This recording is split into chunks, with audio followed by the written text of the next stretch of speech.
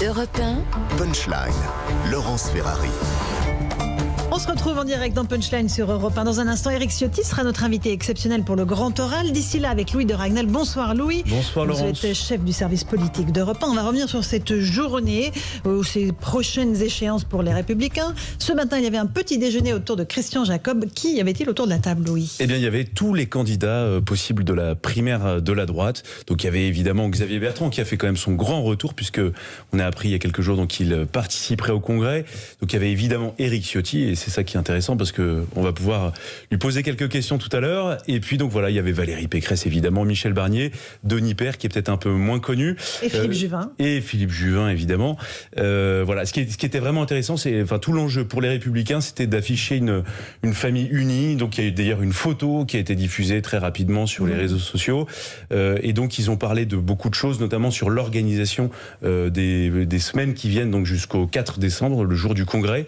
Et donc par exemple le nombre de débats télévisés qu'il y aura entre 2 et 4 débats télévisés. On sait par exemple que Valérie Pécresse était assez favorable à ce qu'il y ait plusieurs débats, que Michel Barnier, lui, était favorable à ce qu'il y ait plutôt 1 ou 2 débats maximum. Donc voilà. Mais ce qui sera le plus intéressant, c'est surtout demain matin, puisqu'il y aura la Commission nationale d'investiture, qui est d'ailleurs, que je crois, présidée par Éric Ciotti. Et ça, c'est quelque chose de très important, parce que ça montre que les Républicains sont déjà en train d'envisager l'après 2022, avec 2 possibilités. La droite gagne, et donc dans ce cas-là, tout l'enjeu pour les candidats, c'est d'avoir une majorité qui est façonnée un peu à la main de chaque candidat si possible. Et puis, en cas de défaite, eh bien, c'est de savoir à quoi ressembleront les Républicains après 2022. Et donc, par exemple, face à Emmanuel Macron, comment est-ce que la droite peut peser face au 2e quinquennat du président de la République. Bonsoir Éric Ciotti. Bonsoir. Bienvenue dans le Grand Oral de Punchline. On est heureux de vous recevoir. L'avenir des Républicains, effectivement, avec cette volonté de montrer une unité de façade, en tout cas, parce que la compétition va démarrer. Pas de façade réelle. La compétition va quand même démarrer entre vous 5. Vous êtes le 6e dans cette histoire. Les débats vont pas se faire à fleurs et mouchetés. Vous allez véritablement débattre. Ça va être proposition contre proposition. Aujourd'hui, de quel autre candidat vous sentez-vous le plus proche ? D'abord, moi, je veux saluer la démarche qui a eu lieu ce matin. C'est à la fois un aboutissement et un départ. La fin d'une longue période de crise, de confusion, et nous en sommes sortis. Et je crois que le fait qu'on soit tous autour de la table, autour de Christian Jacob, qui est l'artisan de cette union, de ce rassemblement, était un point très positif. Et désormais, nous sommes dans un nouveau départ pour gagner l'élection présidentielle. Alors, il y aura une compétition. On a décidé, d'ailleurs, et je crois que c'est l'état d'esprit qui nous anime tous, qu'elle soit sereine, qu'elle soit responsable. On a un devoir, c'est celui de l'unité. C'est ce qu'attendent nos électeurs. Et on a une responsabilité.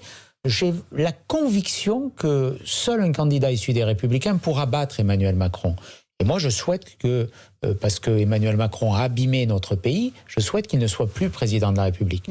Donc, bien sûr qu'on a des différences. Il y aura des débats, il y aura des confrontations, mais je crois qu'elles seront, en tout cas, c'est mon état d'esprit, elles seront respectueuses, elles seront sereines. On a des différences, elles se poseront sur le projet. Moi, j'ai un projet qui est... Quelle est la différence que vous mettrez en avant par rapport aux 5 autres je prends un exemple, la politique fiscale. Je propose une véritable révolution fiscale. Pourquoi ? On est le pays au monde qui paye le plus d'impôts. Nous détenons ce triste record. Donc il faut baisser massivement les prélèvements obligatoires. Je propose 2 réformes. D'abord la suppression des droits de succession, à l'exception des patrimoines très élevés, au-delà de 5 millions d'euros. Et ensuite la mise en place d'un impôt sur le revenu avec un taux unique à 15%. Une flat tax, c'est-à-dire que tout le monde paierait le même impôt sur le revenu et on supprimerait en tous contrepartie... les gens imposables, vous voulez dire. Absolument. Aujourd'hui, moins de la moitié des ménages paient l'impôt sur le revenu. Et 10% des ménages paient 70%. Donc on a des stratégies dites d'évitement, de défiscalisation qui fait que beaucoup de la richesse nationale part à l'étranger. Donc je propose un taux qui aura une assiette qui sera beaucoup plus faible, avec une assiette plus large. Et en contrepartie, on pourrait diminuer de moitié le nombre et le montant des niches fiscales. Aujourd'hui, les niches fiscales coûtent plus à l'État que rapporte l'impôt sur le revenu. Et un impôt sur le revenu qui pressure ceux qui sont les plus créateurs de richesse dans notre pays. C'est 2 démarches, 2 différences. Il y en a sur le régalien, j'en prends une, le droit du sang par exemple, pour obtenir la nationalité, pour mettre un terme à la nationalité obtenue par hasard, le droit du sol. Voilà. Je crois que je suis le seul à porter ces réformes. Elles sont différentes. Vous voyez, on est sur le débat d'idées. Louis de Ragnel, une question. Justement, moi, je trouve ça intéressant que vous parliez des sujets régaliens. Vous êtes reconnu au sein de votre famille politique comme un expert, vraiment un spécialiste des questions de sécurité, d'immigration. Quand on regarde vos propositions aujourd'hui, qu'est-ce qui vous distingue vraiment de celle d'Éric Zemmour ?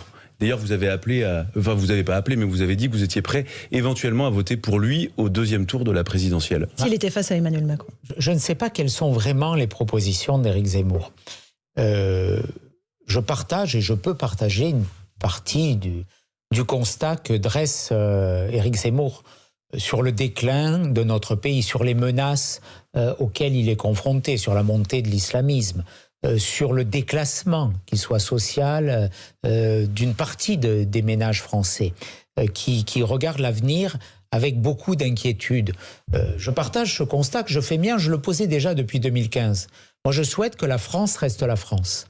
C'est le slogan de ma campagne. Après, une fois qu'on a partagé ce constat, c'est peut-être ce qui fait la différence. Et ce qui fait la différence avec un candidat issu de la famille des Républicains, c'est quelles sont les propositions. Comment on les met en œuvre? Avec quelle équipe? Voilà, et ça, pour l'instant, je ne l'ai pas vu. C'est sans doute ce qui nous différencie. Mais pour autant, quand Éric Zemmour ou un autre dit une vérité, je ne vais pas, de façon un peu stérile et ridicule, dire le contraire de cette réalité, parce que moi aussi je la vois, et surtout ce qui est important, c'est que les Français la voient. Hein. Et justement, vous parliez d'équipe. Aujourd'hui, tout le monde appelle un peu au dépassement. D'ailleurs, vous posez vos idées, et ce sont les vôtres. C'est des idées que vous avez souvent préemptées de vous-même. Est-ce que vous seriez prêt, pourquoi pas, à faire équipe avec Éric Zemmour si le cas se présentait à l'issue du deuxième tour de la présidentielle? Vous avez raison de souligner que ces idées, et c'est un peu ce qui, je crois, fait ma spécificité dans cette campagne. Je les défends depuis le début de mon engagement politique. Des valeurs pour mieux protéger nos concitoyens, des valeurs pour mieux faire respecter notre identité. Voilà, je le fais depuis 2007 que je suis député. Je me rappelle de mes contributions à la loi pénitentiaire, que je n'avais pas totalement approuvée d'ailleurs sur certains aspects. Je me rappelle du rapport sur l'exécution des peines que j'avais adressé à Nicolas Sarkozy, qui avait débouché sur 3 lois. Une loi sur l'encadrement de type militaire pour les mineurs délinquants, jamais appliquée par François Hollande. Une loi suspendant ou supprimant les allocations familiales pour les parents manquant à leur devoir d'autorité parentale. Une loi pour construire des places de prison sur l'exécution des peines. Donc, mais vous pourriez faire moi, je suis en cohérence là-dessus. Et je suis dans ma famille politique. Moi, je souhaite qu'un républicain gagne. Je ferai équipe. Nous sommes une équipe. Éric Zemmour n'est pas républicain. Il ne fait pas partie des Républicains. Voilà, donc il suit sa démarche.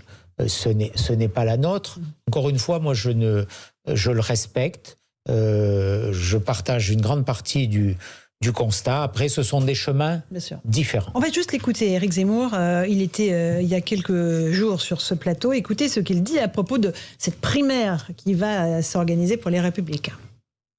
LR est devenu depuis longtemps un parti de notables centristes qui a trahi l'héritage du général de Gaulle, qui a trahi l'héritage de Georges Pompidou, qui a même trahi l'héritage du RPR des années 90.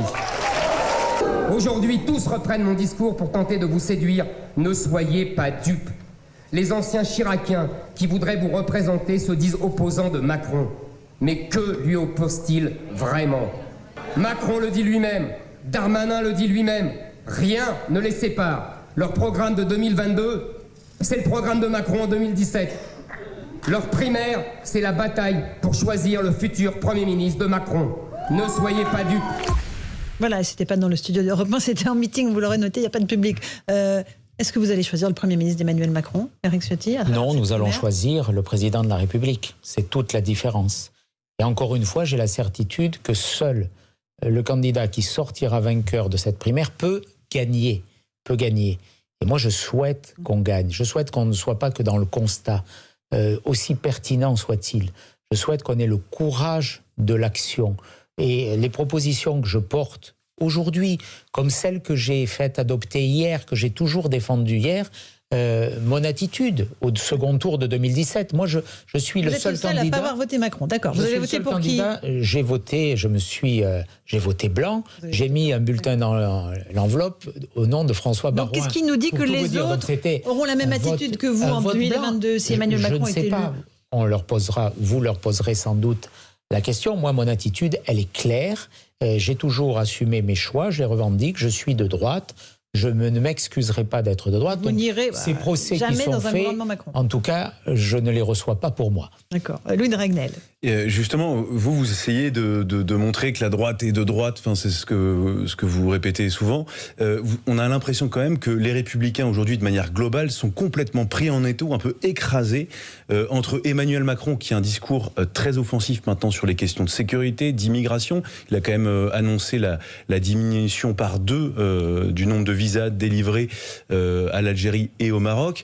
Donc il y a d'un côté une pression très forte exercée par Emmanuel Macron et Gérald Darmanin, et de l'autre côté, effectivement, Éric Zemmour. La question qu'on se pose tous, c'est quel est l'espace qui reste justement pour les Républicains pour faire entendre leur voix, et comment est-ce que vous estimez pouvoir vous en sortir, pas vous, Éric Ciotti, mais comment est-ce que cette famille politique peut s'en sortir? Parce qu'on a l'impression que, si vous voulez, à l'approche de cette élection présidentielle, que il est possible que les Républicains disparaissent.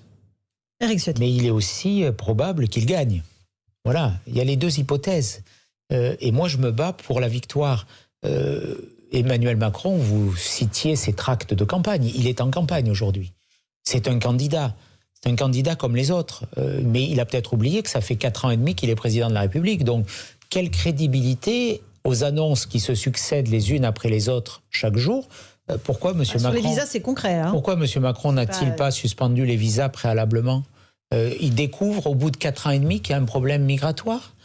Pourquoi M. Macron n'a-t-il pas mis en place une politique judiciaire à la hauteur de l'augmentation de la violence? Il nous annonce une loi d'orientation sur la sécurité. Elle ne sera pas votée dans ce quinquennat.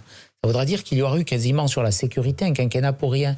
On débat aujourd'hui des questions judiciaires. Ça veut dire que la loi qui va en tirer les conséquences, elle aussi, ne sera pas votée dans ce quinquennat. On voit bien qu'on est dans le slogan. M. Macron est très fort pour communiquer. Il est très fort pour multiplier les leurs. Mais il est beaucoup moins actif pour bâtir des propositions et surtout des actes concrets. Un exemple, la lutte contre le séparatisme islamiste. Je débattais l'autre jour sur un plateau avec le président du groupe En Marche au Sénat. Il me dit, nous avons fait voter une grande loi contre le séparatisme islamiste. J'ai dit, bien, très bien, citez-moi une mesure concrète, forte, qui fasse reculer l'islamisme dans notre pays. Il a été incapable de le faire. Et je crois que il y a quand même les fermetures administratives de mosquées, il y a quand même un certain nombre de tout ça existait déjà. Vous le savez bien, vous êtes un expert de ces questions. C'était plus compliqué à mettre en place avant, en tout cas. On a toujours pu faire... Les préfets étaient obligés d'utiliser les problèmes d'alerte incendie. On a toujours pu fermer les établissements qui créaient un trouble à l'ordre public. Donc il n'y a rien vraiment de nouveau. On est dans les slogans, mais quand j'ai débattu d'amendements à l'Assemblée nationale pour interdire le port du voile pour les fillettes, pour interdire le burkini sur les plages ou dans les piscines, pour interdire le voile dans les bureaux de vote pour les assesseurs, quand on a demandé l'interdiction de port de signes religieux pour les accompagnants scolaires, comme c'était le cas sous la présidence de Nicolas Sarkozy, eh bien on a subi un rejet systématique. Il y avait des instructions de l'Élysée, d'ailleurs contre l'avis même du ministre de l'Éducation nationale, qui lui était plus allant sur ces questions, parce qu'il sait les menaces que cela représente. Eh bien il y a eu un veto total de l'Élysée, une forme d'immobilisme qui caractérise le en même temps. On donne des signes comme pour l'Algérie, à un moment on parle de crimes contre l'humanité, après on parle d'utilisation indécente de la part de l'Algérie de cet aspect mémoriel. Donc on dit tout et ce contraire. Ce pouvoir dit tout et ce contraire, mais et son contraire, et au final, il demeure immobile. Cas concret, ce qui s'est passé à Valence en début de semaine, un père de famille qui fait irruption dans le collège parce que son fils a crié à Allahu Akbar le vendredi lors de l'hommage à Samuel Paty. Qu'est-ce que vous recommandez pour protéger les professeurs, pour protéger le personnel enseignant? D'abord, il faut rompre avec une forme de lâcheté. Moi, j'ai même rencontré dans ma circonscription des exemples où les enseignants n'ont eu énormément de mal à se faire entendre par leur hiérarchie alors qu'ils rencontraient des difficultés et qu'ils subissaient des menaces. J'ai un cas très concret dans un collège de ma circonscription. Il y a eu un peu dans l'éducation nationale cette tendance à pas de vague. Voilà, on met la poussière sous le tapis, on occulte les problèmes. Donc il ne faut occulter aucun problème, il faut agir, il faut saisir la justice. Un peu changer quand même. Il faut soutenir. Il faut soutenir les professeurs, il ne faut pas les laisser seuls. Il faut faire de l'enseignement de la laïcité un principe intangible, de l'enseignement de la Shoah. Il n'y a aucune période de notre histoire, aucun cours de sciences naturelles qui ne doit être effacé, qui ne doit être abandonné. La République doit s'imposer et elle ne doit pas subir. C'est ça la réalité. On fait une pause, on vous retrouve dans un instant, Éric Ciotti avec Louis Dragnel. On parlera des taxes sur le carburant. Comment aider les Français qui sont écrasés par la hausse des prix de l'énergie. Vos solutions dans un instant. À tout de suite. Europe 1, Punchline, Laurence Ferrari. Et dans Punchline, notre invité exceptionnel ce soir, c'est Éric Ciotti, candidat à l'élection présidentielle. On va parler des taxes, évidemment, sur le carburant. En tout cas, la hausse des prix du carburant qui assomme les Français et leur pouvoir d'achat. Le gouvernement affirme qu'une mesure sera annoncée d'ici 48 heures. Il hésite entre le chèque carburant et peut-être une baisse sur les taxes. Qu'est-ce que vous préconisez ? Moi, je propose une baisse des taxes. En tout cas, je propose de supprimer la TVA sur la TICPE. Parce qu'aujourd'hui, on a ce paradoxe. Il y a une taxe qui représente aujourd'hui une part très importante du prix de plus en plus important que payent les Français. Sur un litre d'essence 98 ou 95, il y a 60 centimes environ sur la TICPE, la taxe intérieure sur les produits énergétiques. Et sur cette taxe, on paye la TVA. Donc, il y a une taxe sur la taxe. Donc, je propose que sur cette partie, on ne paye pas la TVA. Donc, ce qui aboutirait à diminuer de 10 à 15 centimes par litre le prix du carburant. Je crois que ça serait un effort quand même important et sensible pour les ménages. Ça serait juste. La TICPE sur tous les produits énergétiques rapporte 37 milliards d'euros. C'est moins pour les carburants. Mais aujourd'hui, il faut savoir qu'un ménage, à la veille de l'hiver, il va payer 1 500 euros de taxes environ pour se chauffer et 1 500 euros pour se déplacer. C'est totalement insupportable et l'État ne peut pas s'enrichir parce que l'État s'enrichit avec l'augmentation du prix du carburant, du prix du baril. 85 euros aujourd'hui, 85 $ le prix du baril de pétrole, c'est une augmentation aussi des recettes de l'État. Comment vous vérifiez que la suppression de la TVA, elle est bien répercutée sur les prix ? On parle des restaurants. Taxe 5,5, ça ne s'est pas vu sur le prix en réalité des menus. Comment vous vérifiez ? Là, tout est contrôlé. Puis c'est l'État qui perçoit. Donc, naturellement, l'assiette, elle sera différente. Et donc, on aura forcément, automatiquement, une diminution des prix, puisque les marges des distributeurs ou des producteurs sont aussi contrôlées. Elles sont assez faibles. Connues, en tout cas. Elles sont faibles, justement. Très faibles. La part la plus importante, ce sont les taxes et la TVA sur les taxes. Et le chèque carburant, mauvaise idée, a priori. C'est partiel. En tout cas, ce n'est pas à la hauteur de ce qu'a prélevé l'État. L'État a reçu près de 2,5 milliards de recettes supplémentaires. Et il reverse 500 millions d'euros. Donc les ménages y perdent. À tout le moins, le gain supplémentaire apporté en termes de taxes par l'augmentation du prix du baril de brut doit être répercuté. Donc l'État ne peut pas s'enrichir de cette circonstance particulière. C'est le cas aujourd'hui. Louis Dragnel. Dans vos propositions, donc notamment celle-là, il y a beaucoup de baisses de taxes, baisses d'impôts, mais comment est-ce que l'État, qui déjà est surendetté, peut se financer avec votre programme et avec cette équation ? Est-ce qu'il faut plus de dettes ? Je vous ai dit que je voulais porter un projet à la fois de clarté sur les alliances, de courage sur l'action et de vérité sur le constat. Moi, je veux dire la vérité. La vérité, vous avez raison, c'est d'une part un pays très endetté, un pays accablé d'impôts, et pour s'en sortir, il faut diminuer les impôts. Pour y parvenir, il faut préalablement diminuer nos dépenses publiques. Je propose une diminution de 100 milliards d'euros, donc des économies sur un quinquennat des dépenses publiques, quelques mesures concrètes. 3. Le report de l'âge de départ en retraite à 65 ans d'ici 2027. C'est un gain de dépenses publiques, enfin d'argent public, moins de prestations, plus de cotisations, de 20 milliards d'euros. Entre 18 et 20 milliards d'euros. Première mesure. Je propose la suppression sur le quinquennat de 250 000 postes d'agents publics, notamment qui seraient d'ailleurs permis par le retour aux 39 heures dans la fonction publique. Valérie Pécresse en propose la suppression de 150 000. C'est pas suffisant. Moi, je suis 250 000. C'est pas suffisant. C'est la moitié du programme Fillon. Voilà, l'équilibre du programme Fillon, c'était une autre période. Je revendique une grande partie du programme de François Fillon. Je suis sur 250 000. Augmentation du temps de travail, un petit gain pour l'État et les collectivités, la fonction publique hospitalière. Il y a un effort, puisqu'on paye 38 heures. Il y a aussi un effort de l'agent, une contribution pour la nation. Et ensuite, les heures supplémentaires sont totalement défiscalisées, qu'elles soient cotisations fiscales ou prélèvements sociaux. Ensuite, je propose également une grande réforme territoriale. Plus que 2 échelons territoriaux. La commune, cellule de base de la démocratie, qui retrouverait des pouvoirs qu'on lui a enlevés, et puis ensuite une super collectivité.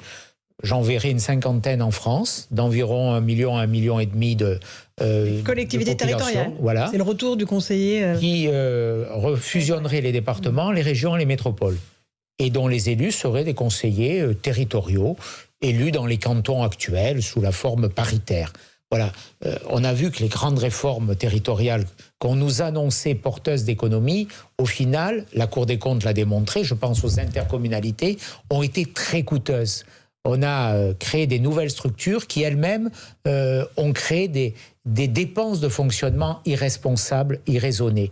Donc il faut revoir tout ça, réforme territoriale, plus de pouvoir pour ces collectivités, une unité d'action, moins de dispersion, et après une réforme de l'État, moins d'agences, le retour du pouvoir dans les mains des préfets de département au détriment des grandes directions régionales coupées de la réalité. Voilà, c'est une réforme de l'État aussi. Je voulais juste revenir sur votre proposition là de donc 250 000 fonctionnaires en moins pendant 5 ans. On pouvait entendre de manière objective la proposition de François Fillon avant le Covid et avant cette crise qui est aussi une crise économique qui n'a pas encore dit son nom.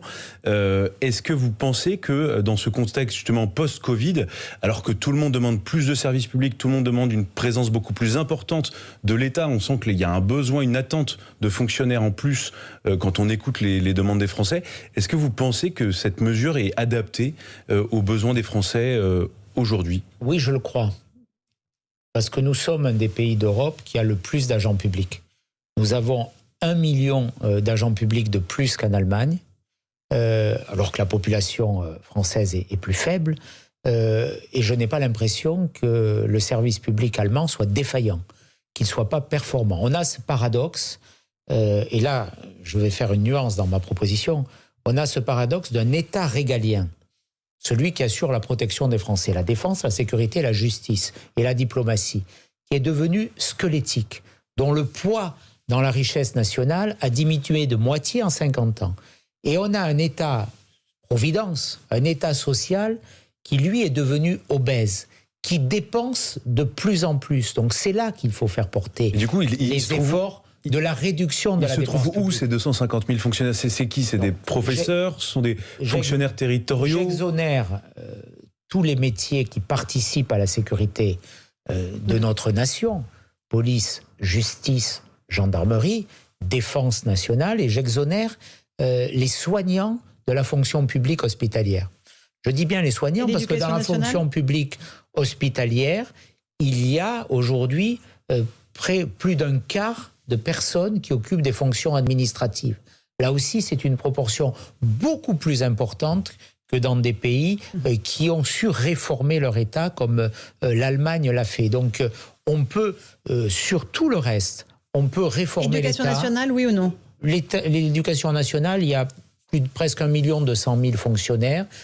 C'est pas une question de moyens, l'éducation nationale. Non, mais personnel. Il y a des enseignants aujourd'hui qui sont dispensés, il y a des fonctionnaires de l'éducation nationale qui sont dispensés d'enseignement. Donc je pense qu'on peut réduire aussi, tout en ayant autant, voire plus d'enseignants. Ce qui est important, c'est d'avoir des enseignants, de réorganiser différemment l'équilibre entre les tâches administratives, les personnels qui sont déchargés de fonctions d'enseignement, il y en a beaucoup, notamment pour des raisons syndicales, et ceux qui sont aux côtés, devant les élèves dans les classes. Mais du coup, ailleurs, les 250 000, donc il y aura un petit peu de personnel de l'éducation nationale, mais vous pensez à où exactement, du coup Je vous ai parlé d'une réforme de la fonction publique territoriale. Donc c'est là que l'essentiel des réductions de postes... C'est 2 millions de fonctionnaires. Vous savez, j'ai présidé... C'est pas l'administration centrale d'État, c'est plus l'administration territoriale. Oui, elle est source aussi de dépenses publiques. J'ai présidé pendant 9 ans le conseil départemental des Alpes-Maritimes. C'est une très grande collectivité. Quand je suis arrivé, il y avait 5100 fonctionnaires. Quand j'ai transmis à mon successeur Charles Anginesi la présidence du département, il y en avait 4300. Voilà, donc on peut le faire sans révolution, sans affaiblir la qualité du service public. Aujourd'hui, on a un service... Le paradoxe, c'est que vous avez raison, Louis Dragnel, nos concitoyens veulent un service public de qualité, de plus en plus exigeant. Mais c'est pas parce que nous avons de plus en plus de fonctionnaires que ce service public est de qualité. Voilà, donc il faut aussi des réformes, une organisation. Et j'ai la faiblesse de croire que depuis 1981, on a vu, je crois, plus d'1 million de fonctionnaires en plus dans notre pays.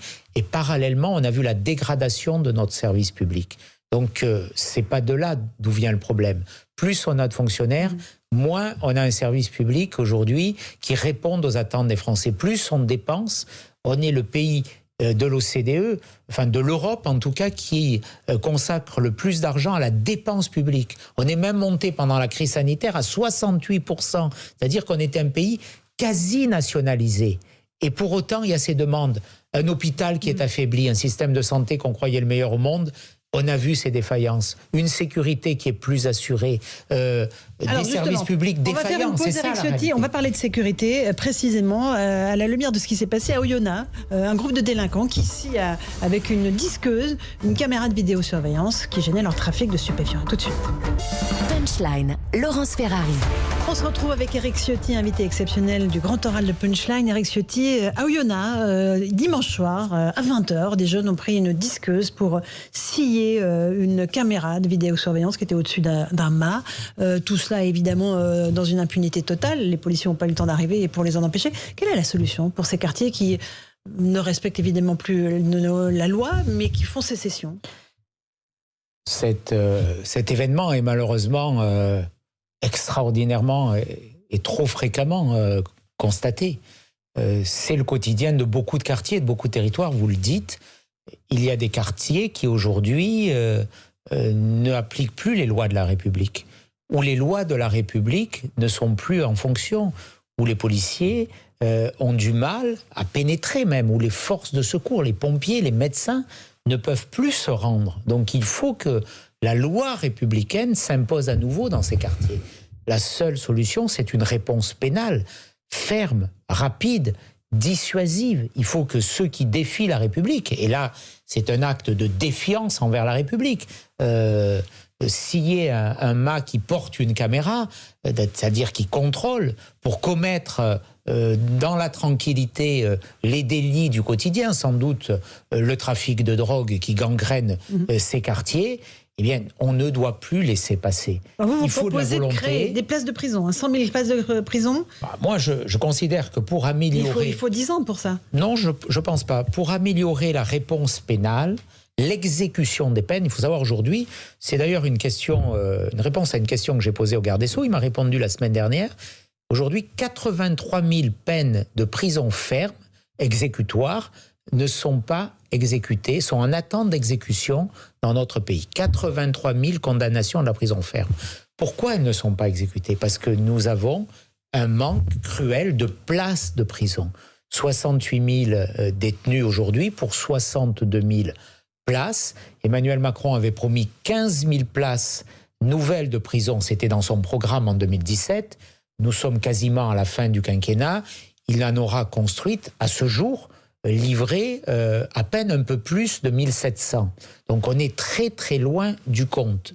Pour mieux exécuter les peines, pour faire en sorte que les petites peines ne soient pas systématiquement déconstruites, aménagées, pour que la sanction ait un sens et donc qu'elle soit dissuasive.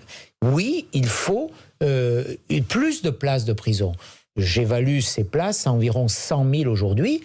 D'abord pour l'exécution des peines et ensuite pour respecter la loi de la République qui avait prévu, je vous le rappelle, l'encellulement individuel. C'est-à-dire qu'il ne devrait y avoir qu'une personne par cellule.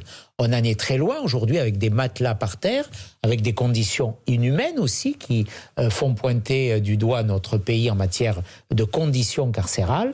Donc il faut aller vers ce programme de places de prison. Vous me dites c'est pas possible, il faut 10 ans. C'est vrai que c'est difficile. Dans mon rapport en 2011, remis à Nicolas Sarkozy, j'avais recensé tous les espaces disponibles, notamment les anciennes casernes. Nous avions proposé également d'installer des préfabriqués qui peuvent être construits en quelques mois. Vous reprenez cette proposition. Je pense que 5000 places pourraient être construites dans les 6 mois grâce à des préfabriqués installés dans les cours de prison ou dans les délaissés des établissements pénitentiaires actuels. Il faut aussi aller vers des établissements plus légers en fonction du profil de la personne condamnée ou du prévenu. Quand une personne ne présente pas de risque d'évasion ou de risque pour elle-même, on n'est pas obligé d'avoir 9 hectares, des glacis, des tours, des miradors, voilà. On peut adapter des établissements, ils seront moins coûteux, plus faciles à construire, plus adaptés. Donc s'il y a une volonté, mais la réalité c'est qu'il n'y a pas eu de volonté politique. Il n'y en a pas eu naturellement sous Hollande avec Madame Taubira, mais il n'y en a guère plus aujourd'hui il n'y en a pas eu avec Madame Belloubet, il y en a guère plus avec Éric Dupond-Moretti. On est un peu dans cette approche idéologique qui dit la prison ça doit être l'exception. Bien, face à la gravité de la violence, il faut une réponse pénale, il en faut une aussi pour les mineurs. On manque cruellement de centres éducatifs fermés. Moi, j'avais apporté une réponse. C'était l'encadrement de type militaire pour les mineurs délinquants, dans les EPID.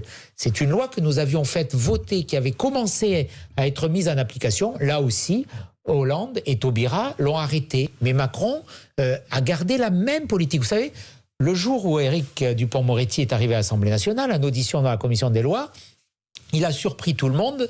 Vous pouvez regarder les débats, ils sont enregistrés, journal officiel, en disant je vais vous étonner, je vais reprendre une proposition d'Éric Ciotti sur l'encadrement de type militaire des mineurs. Moi, j'ai pas de tabou.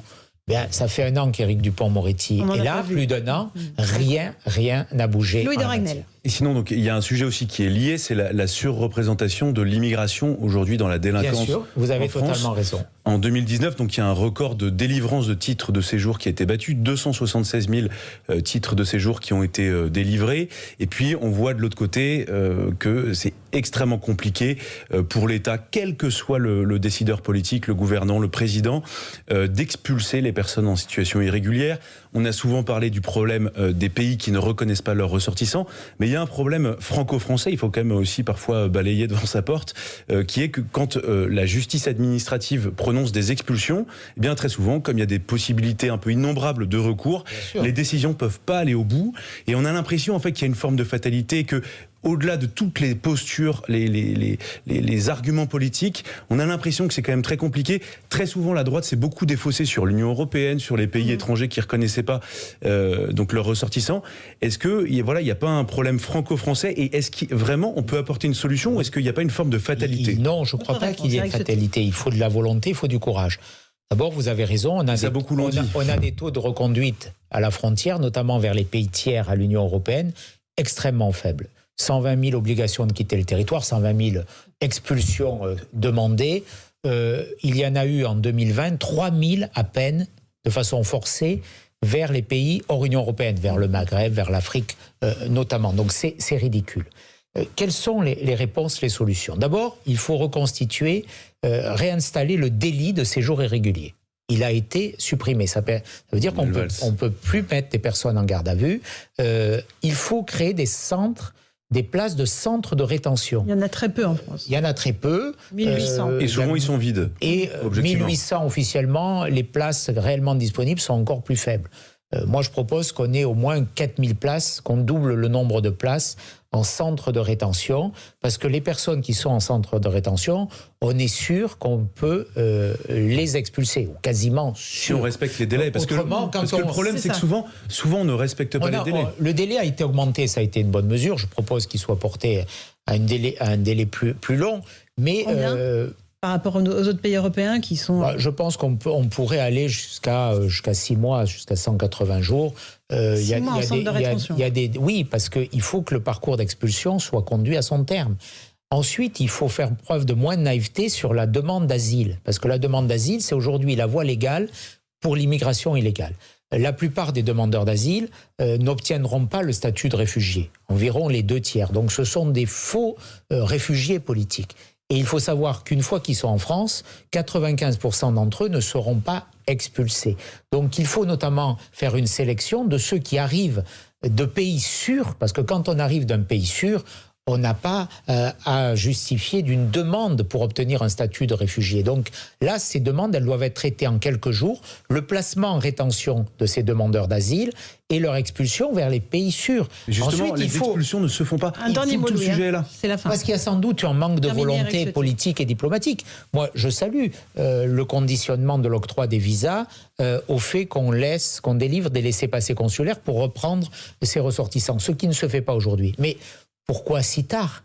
Et est-ce que ça sera suivi réellement des faits?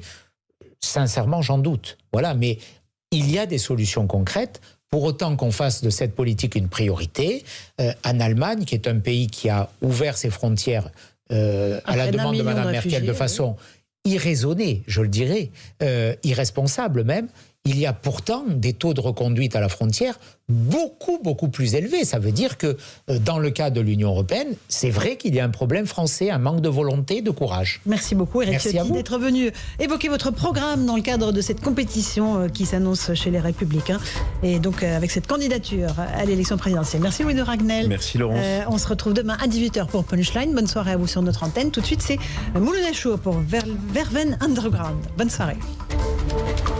Europe 1, 18h.